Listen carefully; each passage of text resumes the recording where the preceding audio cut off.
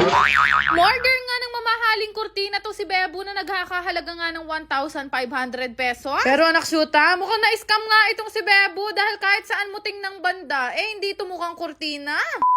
Karis, ganap nga, nandito nga ako ngayon sa Bugay Farm at ang breakfast ng Disney Princess ay nilagang ebon. Seryosohan na talaga to, magda-diet na ako. Wala na kasi kayong ibang pinansin, kundi yung umaalog kong tiyan. Habang kumakain nga ako, busy-busy naman mo si Angeline mapagmahal sa pag-aayos nga nitong mga napamain namin kagabi. Dahil busy si nanay, ako muna magluluto ng aming tanghalian at ang lulutuin ko ngayon ay ginisang sayote. First time ko lulutuin to, halata naman rugo sa paghihiwa ko ng sayote. Hindi ko alam kung paano nga yung tamang paghiwa ng sayote. Tawang-tawa nga sa akin si nanay, ba't ginawa ko daw slice bread ng gardenia? Pinaghiwa ko nga siya ng ganyan at sinap ko nga into dice. Sabi ni nanay sa akin, meron daw palang buto yan, ba't hindi ko rugo tinanggal? Ayan, tuloy nagbago ang isip niya. Kung paano pwedeng makisawa, naksyuta.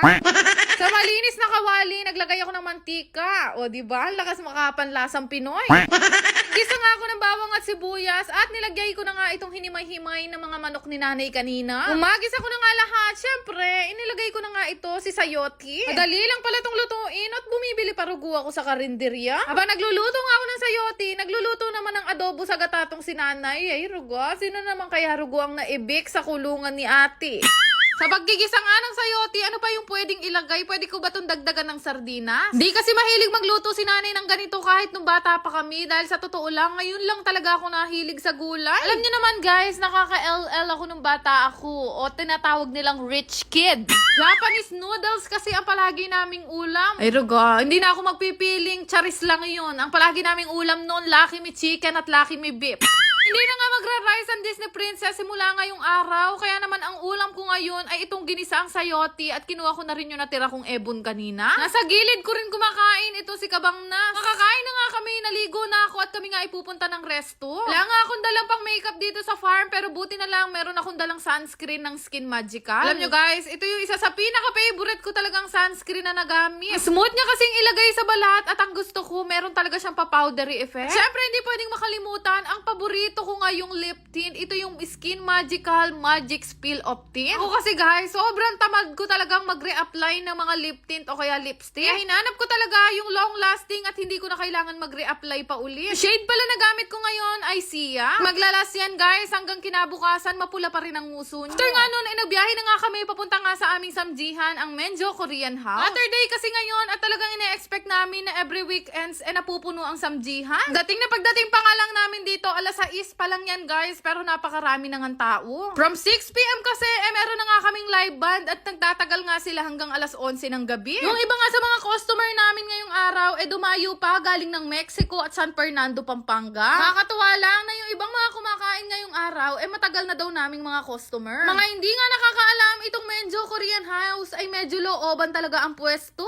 Sobra nagpapasalamat talaga kami sa mga customer namin gabi-gabi na dinadayo pa kami. Bukod nga sa pagsasamji, pwedeng kayo mag-concert dito kahit hindi nyo kaboses ang bini. Pero syempre, hinay-hinay lang rugo sa pagbirit dahil medyo baha pa nga ang labas namin. Actually, hindi na nga kami nakakapaglagay ngayon ng alfresco. Gawa nga ng baha pa dito sa harapan. Kaya naman ang nangyayari yung pang alfresco na lugar namin, ginagawa na lang muna nilang parkingan. Pagkatapos kasi ng halos 2 linggo, ngayon na nga lang ulit ako nakabalik dito sa Menjo Korean House. Dalasan kasi si Bebo na lang talaga ang nagpupunta at ako nga naiiwan sa farm. Alam nyo naman, Your Honor, ako ay pinalaki sa farm.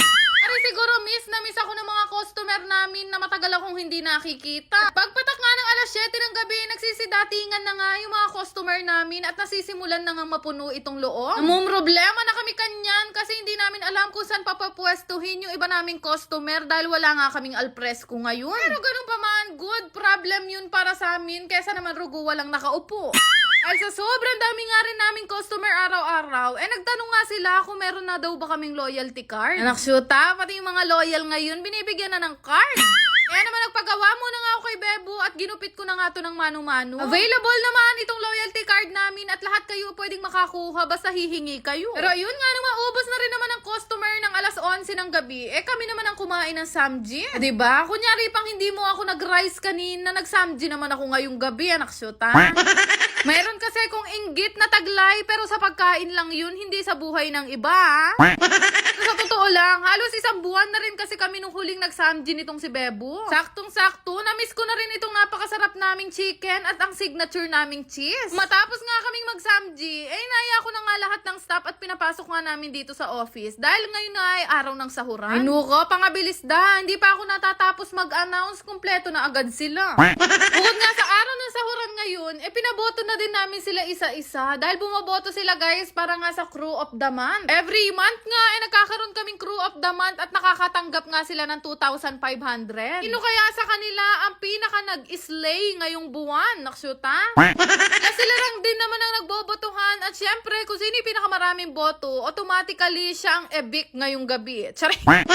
Katapos nga ng meeting, diretso uwi na rin naman kaming dalawa ni Bebo at sakto-sakto naman, dumating na nga itong in-order niyang Tingnan nga daw yung in-order niyang kurtina para sa aming banyo. Alam niyo naman guys na nasira nga o nabasag yung salamin namin sa CR. Kaya alam mo kung masisira din ang mood ko sa in-order nitong si Bebo dahil sabi niya kurtina at bukang pala. Pero sorry kung naging judgmental ako, hindi pa kasi nabubuksan. Pero tama nga siya, kurtina nga yung dumating. Medyo may kamahalan itong kurtina na nabili namin kasi yung pinili ko, talagang quality na. Naganda nga dito sa kurtina na to, yung pinakabakal niya hindi na kailangan barinahin o dikitan. Basta kailangan lang malaki ang muscle nyo para mahigpitan nyo ng maayos. Kaya po nga ang umorder nito at for the first time, nakadali siya ng aesthetic at babagay sa banyo namin. Kaya nga akong kaalam-alam na in-order niya yan, buti naman hindi kulay berde ang napili niya. Napakaganda nga ng quality ng shower curtain na to guys. Matibay siya at talagang alam mong hindi mababasa yung labas. Nabandal na kasi kami doon sa salamin na pinalagay namin kaya hindi na kami magpapalagay ulit ng salamin. Mailagay nga to shower curtain, nag-decide na rin naman ako maligo. Saktong-sakto, masusubukan natin kung talagang mainam. Ang una ko ngang ginayak na damit, syempre si Bebo. Hindi naman niya nagagayak ng sarili niyang damit.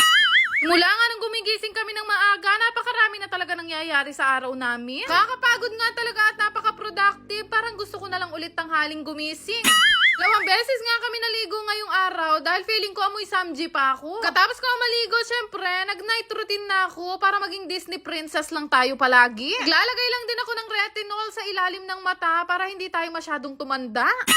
After noon, hindi natin pwedeng makalimutan ang oil na nilalagay ko sa ulo para kumapal at mabilis humaba. Matapos ko na nga lahat ng inilalagay ko sa mukha at sa aking buhok, siyempre, hindi natin pwedeng makalimutan ang iniinom ko gabi-gabi, ang Necotayon. Ang lakas makapagpa-press niya. Ilang taon ko na nga rin gamit niyan at napakarami niyang natulong sa buhay ko. Kaya kung ikaw, wala ka naman natutulong sa akin, huwag mong pakialaman ang buhay ko, naksyuta. Yan lang naman. Salamat! 5,575! Galing! Jeep na magaling talaga itong bagong nilalaro ko. Ito nga yung PH Mine. Madali lang mag-register dito. Gamitin nyo lang yung link na ilalagay ko sa comment section. Marami nga kayong laro na pwede nyo pagpilian dito. May mga slots game at meron pang mga color game at napakarami pang iba. Kadalasan ko nga nilalaro dito itong Super 8. Pinipindot-pindot ko lang siya guys na ganyan at hindi ko na rin namamalayan na nananalo na pala ako ng malaki. Pero syempre ito yung libangan ko lamang at ginagawa ko lang o nilalaro ko lang kapag wala akong mapaglibangan. Kagaya nga nito, nananalo ko ng maliit tapos biglang puputok ng 1,000. Syempre guys, choice nyo rin yan kung magkano yung ibebet nyo. Mas malaking bet, syempre, mas malaki yung tama. Uy, 1,300!